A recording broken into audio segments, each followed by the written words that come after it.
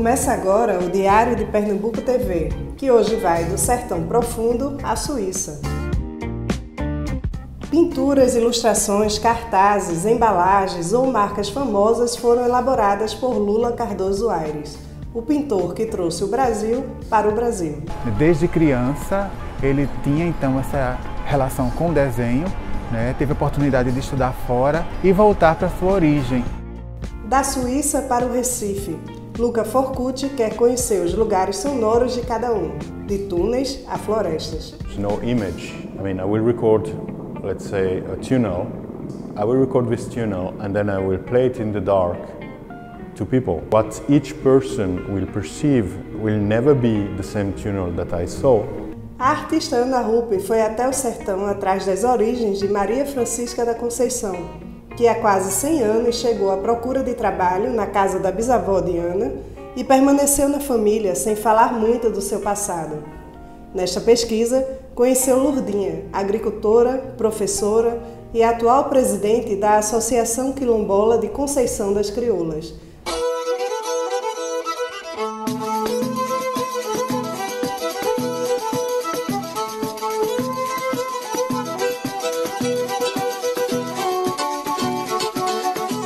Esse projeto chama Muito Futuro, Uma Só Memória. É um projeto bem específico que eu queria fazer aqui em Recife, porque é uma história que me intriga já há muito tempo, uma história de família, que eu resolvi investigar sobre essa mulher que chamava Maria Francisca da Conceição, que a minha família chamava de Dé, que chegou em 1925 na casa da minha bisavó, quando a minha bisavó estava grávida da minha tia-avó, que hoje em dia tem 92 anos, e ela estava em Arco Verde, na casa de uns parentes, para ter neném e ter ajuda, Porque ela estava sem ninguém para ajudar. E aí, justamente nesse momento, a minha avó já era nascida, já era bebê, a Dé, Maria, bateu na porta da casa desses parentes, em Arco Verde, pedindo emprego, pedindo trabalho, à procura de qualquer coisa para ela fazer. Ela já era uma mulher madura, já devia ter seus 40 anos, de acordo com os relatos que a minha tia-avó contou. E a minha bisavó gostou porque ela estava precisando de ajuda no cuidado com as crianças e não queria ninguém muito jovem, queria alguém mais velho, responsável, enfim, bateu o santo ali, entre as duas. E aí ela começou a trabalhar na minha família, mas ela só dizia que estava vindo de São José do Belmonte, que é no Sertão Central, e que o nome dela era Maria Francisca da Conceição. Ela não tinha nenhum documento, também não falou por que ela estava indo, se ela estava fugindo, ela não deu razões. Quando ela foi perguntada sobre isso, ela se calou. E isso durante os 36 anos em que ela trabalhou para a minha família, porque ela morreu em 1961 no Rio de Janeiro, quando a minha avó migrou para o Rio de Janeiro, e quando minha mãe era pequena ela morreu, já era bem velhinha, os médicos disseram que ela devia ter mais ou menos 100 anos. Então ela criou 11 pessoas da minha família, criou meus tios, 3 tios, os filhos da minha tia-avó, que foram 3, minha tia-avó e os outros 2 irmãos da minha avó e a minha avó. Então são 11 pessoas que ela criou e durante todo esse tempo em que ela é considerada membro da família, nas palavras da minha tia-avó, ela nunca falou sobre o passado dela, nunca falou sobre as razões por ela ter saído de São José do Belmonte, nunca falou sobre família, nunca teve amigo, nunca transou, não que alguém ficou sabendo, mas assim, os desejos dela foram completamente anulados. Eu acho que a partir daquele momento que ela chegou, ela provavelmente veio de uma situação sofrida, de opressão, de trabalho escravo, de milhões de suposições que a gente preenche já com esse estereótipo da mulher negra que a gente tem na cabeça, Acho que ela chegou ali naquela casa em que ela foi minimamente bem acolhida, Ela tinha casa e comida e para ela aquilo era o suprassumo da felicidade, Ela nunca teve uma autonomia para chegar a ter desejo, para ela aquilo já era suficiente, sabe? Então essa história sempre me intrigou muito, porque é uma mulher que deixou muitas memórias para a família. Eu, anos depois, quase 100 anos depois em que ela chega, ainda tenho muitas histórias que a minha mãe me contou, que a minha avó me contou, e ao mesmo tempo a memória pessoal dessa mulher, individual, não existiu. Esse projeto é uma tentativa de preencher essa lacuna. Obviamente, assim, eu estou ciente que eu sou uma mulher branca e que eu estou tratando de uma mulher negra que está na situação de servidão, Então, que passou a vida numa situação de servidão. Mas é justamente sobre essas ambiguidades, Essa coisa da empregada doméstica que é membro da família, mas na verdade não senta à mesa para jantar. Quando chega visita, não senta no sofá. É uma membro da família que vive na cozinha, Então, que espécie de membro da família é esse? Eu resolvi preencher esse silêncio da Dé, que na verdade não é só dela, é um silêncio de muitas mulheres negras, né? Cheguei no sertão, na cidade onde ela nasceu, em São José do Belmonte, e contei o meu propósito ali, dessa pesquisa e tal. Encontrei muitas histórias parecidas, muitos relatos de mulheres que saíram das cidades sertanejas, nunca mais voltaram, desapareceram, nunca mais deram notícia, sabe? Então essa história não é só dela. Quando eu cheguei num quilombo que chama Conceição das Crioulas, que é perto ali da região onde ela nasceu, no meio desse caminho eu descobri que existe um quilombo chamado Conceição, que tinha esse nome de Conceição. Eu falei, bom, um quilombo que tem o sobrenome da Dé, eu preciso ir lá ver. E aí eu cheguei lá e a história da comunidade é uma história de guerrilha, de resistência, fundada por 6 mulheres crioulas, negras, que têm escritura em 1802. Elas chegaram lá, é uma serra, elas chegaram lá afiando e vendendo algodão, conseguiram comprar 14 mil hectares, se não me engano. É bem grande. Tem a escritura, então o território delas, é claro que isso hoje em dia foi tomado por fazendeiros e agora o processo do quilombo é de retomar essas terras, né? E eles conseguiram a primeira expropriação de uma fazenda em 2012. Então, agora eles estão reestruturando a agricultura, né? É uma comunidade fundada por 6 mulheres e organizada por mulheres até hoje. E quando eu cheguei e perguntei a história da comunidade, mas de onde vieram essas mulheres, ninguém sabe de onde essas mulheres vieram também. É um silêncio também. Por quê? Porque quem está fugindo não vai dizer estou fugindo dali do Salgueiro, né? Porque quem está fugindo não quer ser encontrado. Então, é uma história comum, né? A história de Maria Francisca da Conceição é a história de muitas Marias. Então, eu cheguei em São José do Belmonte, primeiro dia fiquei numa pousada que acho que é a única pousada da cidade. Contei a história para a dona da pousada, Dona Francisquinha. Conheci Dona Margarida. A primeira pergunta que eu fiz para a Dona Margarida foi: Dona Margarida, qual é o seu nome inteiro? Para a gente começar, né, uma espécie de entrevista. Aí ela falou: Margarida Maria da Conceição. Eu falei: e o nome da sua avó? Aí era Embilina Maria da Conceição. E aí comecei a perguntar, e aí comecei a descobrir que todos os negros que trabalhavam nessa fazenda Malhada Grande se chamavam da Conceição.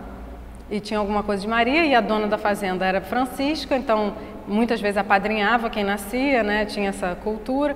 E eu cheguei a uma conclusão, assim, que supostamente a Dé trabalhou nessa fazenda, Maria Francisca da Conceição trabalhou nessa fazenda.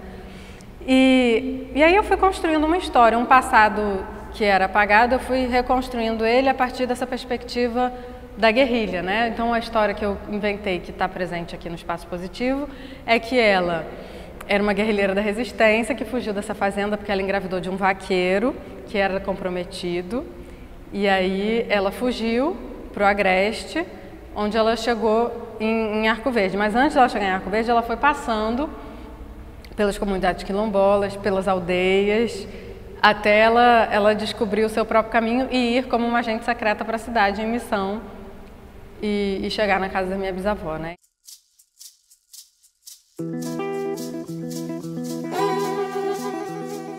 E aí conheci Lurdinha também, que é presidente da Associação Quilombola Conceição das Crioulas. E aí a Lurdinha, que é agricultora, sempre foi, ganhou esses 3 hectares em outubro de 2016 e começou a plantar.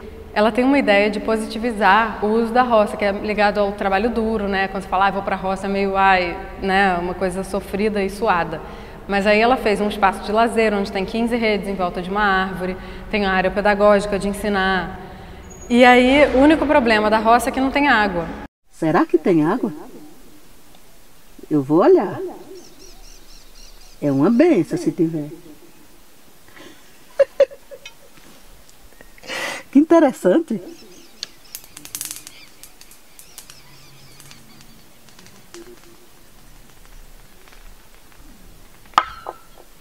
Oxê. Eita! Será? E aí ela me falou que para construir um poço era R$3.000.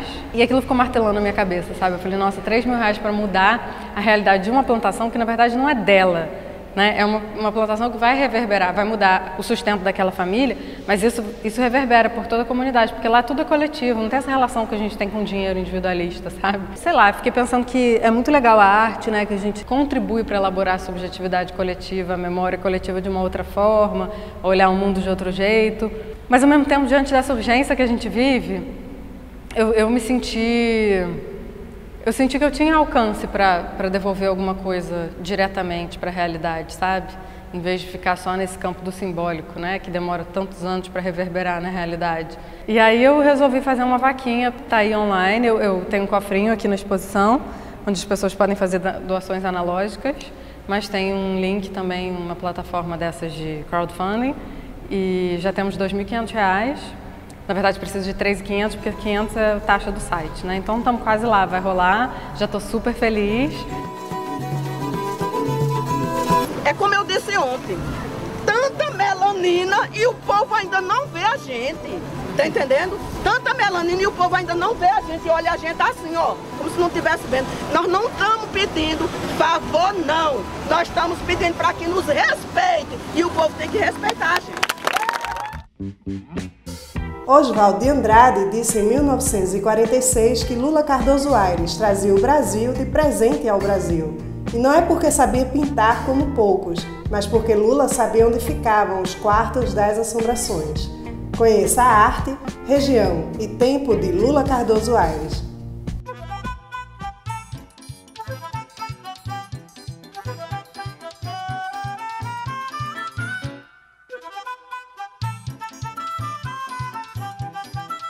Primeiro, citar Lula como o homem da arte.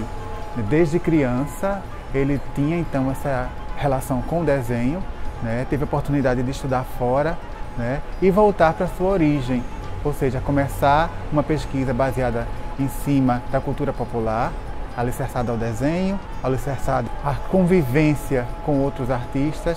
Esse é Lula, um artista completo. Primeiramente, mostrar a força que o trabalho pós-modernista tem, né, dentro de Pernambuco, né? Lula não é positivamente um modernista, mas tem várias referências, né? Vide tomar como ideia algumas escolas como expressionismo, cubismo analítico, né? E tantas outras tendências europeias. Então, vale para a exposição traçar essa grande retrospectiva das várias facetas que Lula fez dentro da arte. Todo o acervo faz parte do Instituto Lula Cardoso Aires, né, que hoje está sob responsabilidade de seu filho, né? Então, a partir da curadoria realizada pela Fundação Gilberto Freire, né, cerca de 200 obras vieram para a Caixa Cultural. De sua fase desde o desenho, a pesquisa da cerâmica popular, a área do design gráfico, cenografia e caricatura.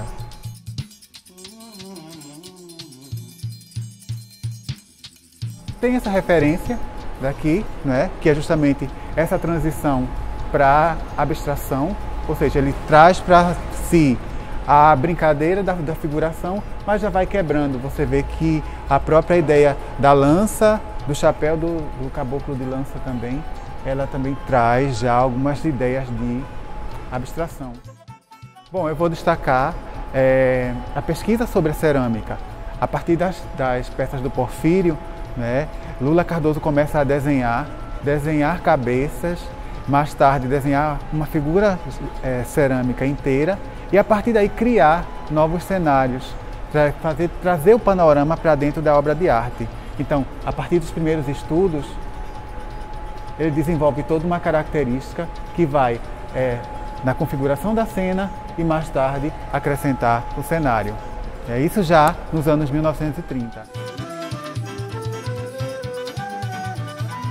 O melhor da manifestação cultural é tão somente ser retratada na obra do Lula, né? O conjunto que faz ideia ao Bumba Meu Boi, juntamente com a figura do boi, a figura do cavalo marinho, a figura do jaraguá, é um grande destaque e que vai acompanhar Lula por várias fases de sua carreira.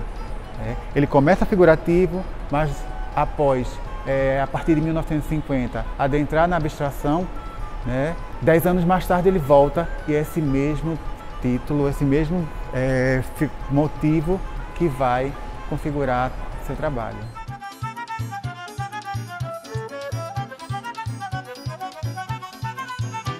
O design gráfico, as embalagens vão ser características também dentro do trabalho do Lula, né?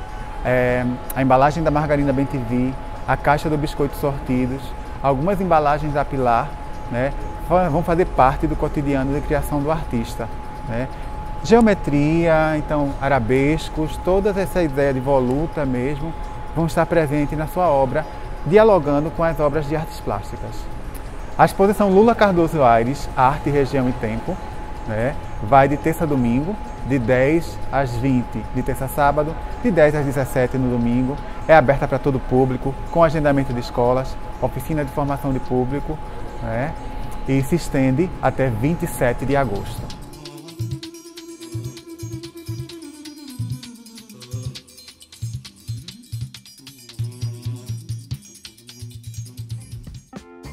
Luca Forcucci é um artista pesquisador. Uniu-se a neurocientistas para desenvolver seu doutorado, que busca as imagens mentais criadas por quem escuta os sons que captura.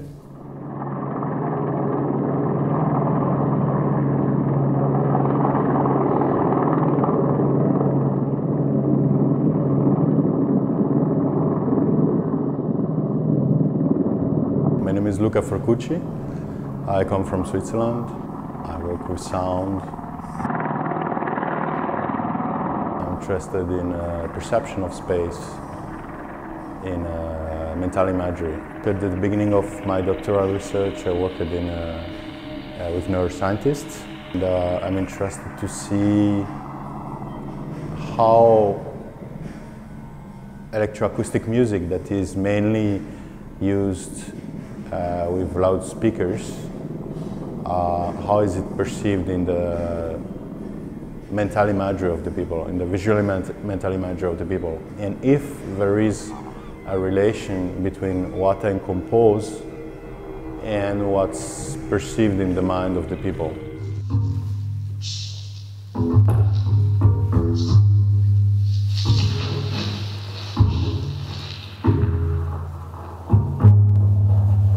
I will go and record spaces, architectural spaces, like a tunnel, tank of water, like a very resonant space, like a cathedral, and so on.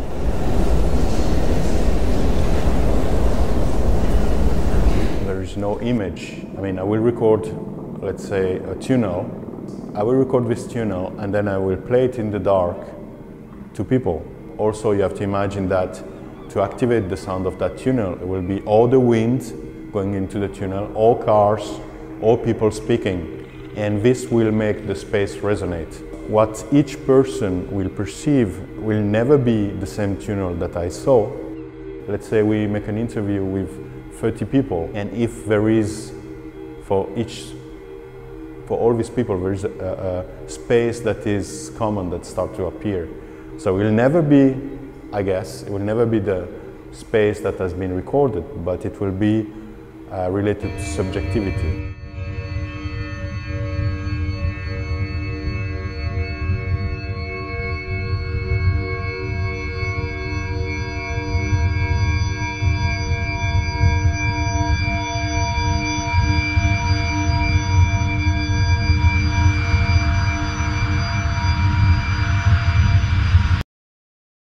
So I'm not sure of my result right now.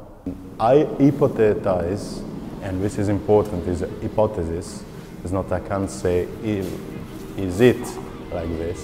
But I think that the common space that people perceived when they listened to a portfolio that are presented, the space they perceive in their mental imagery, I think that that's the representation of the body, of their own body. The work, the actually artwork, the composition, is the experience of the audience, and this is where I work. I mean, I can make a sound installation, I work with text, poetry, visual, and sound, but that's artwork. But the real artwork is what people experience.